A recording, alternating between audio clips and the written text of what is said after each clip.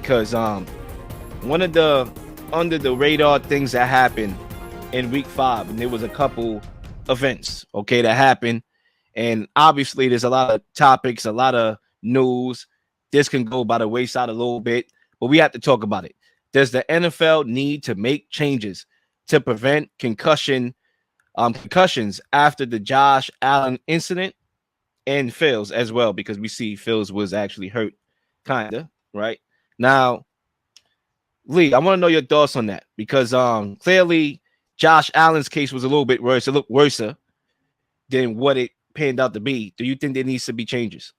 I think they need to enforce because well, let me say this. I think they need to enforce the rules the way they're written right now. Josh Allen should have been taken off the field per the way the rules are written right now, and Justin Fields should have been taken off the field.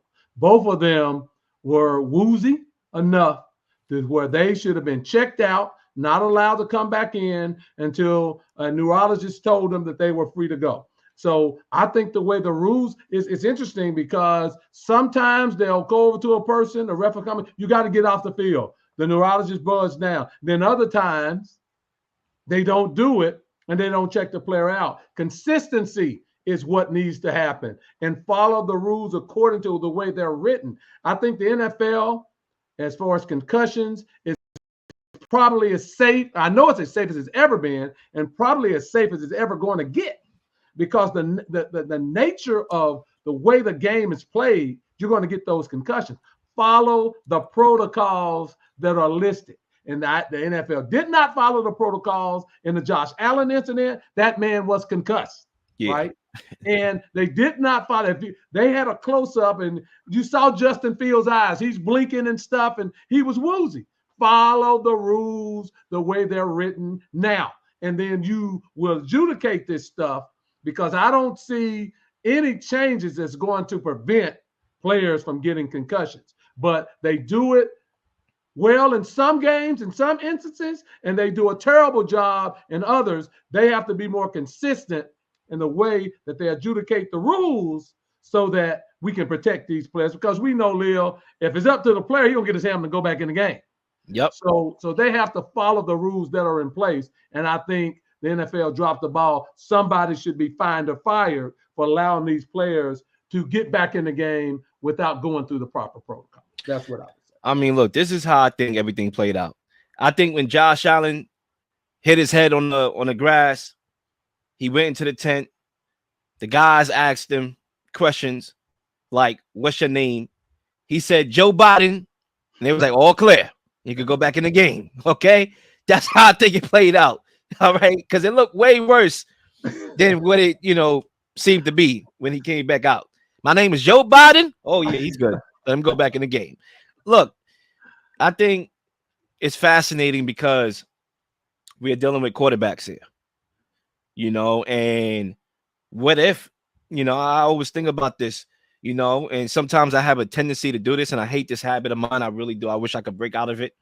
Is like, the negative thoughts that come into play. Oh, what if this happens? Like, you ever had that thought in your life? Like, what if I died tomorrow? You know what I'm saying? Knock on wood. Like, it's like that bad negative thing. What if this happened? Like, you know what I'm saying?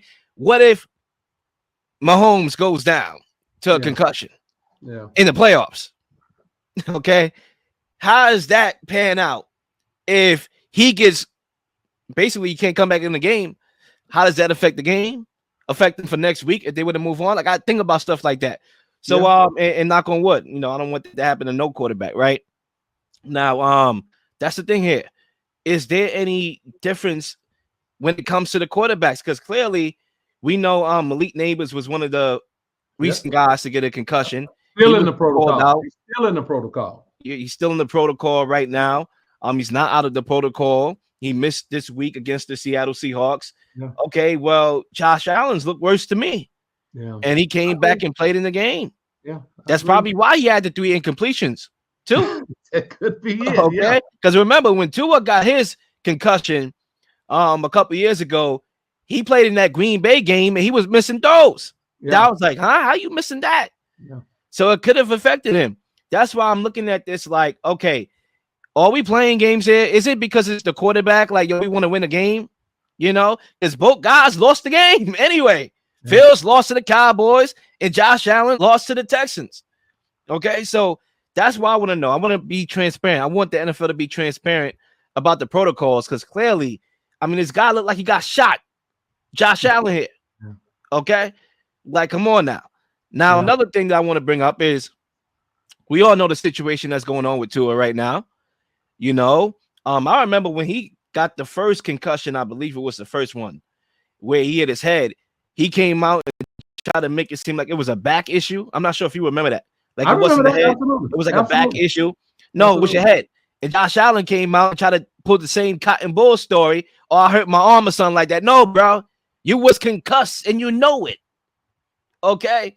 So that's scary, because what if Josh Allen hits his head again next week?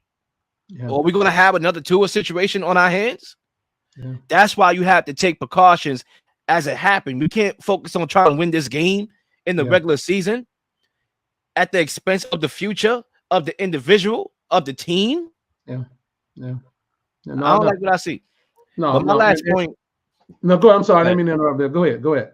My last point is, what about these Guardian caps, right? Because I do believe from my research that it reduced concussions by 50%. So why isn't people wearing the Guardian caps? Now, look, those things are ugly as hell. Don't get me wrong. They look like a bunch of space aliens with it on. But if it reduces concussions, do you think that the NFL should have most of the players wearing it, if not all? Well, I think, they wear them in practice, right? And I think, the NFL is never going to mandate it, but they're going to give, as they do, they give them the option to wear it. They're never going to mandate it, but they give them up. They say these new helmets, some of them, because players can choose from like 6 different helmets to wear, right? And they've made all these helmets, and the quarterbacks have special helmets that's supposed to help protect them.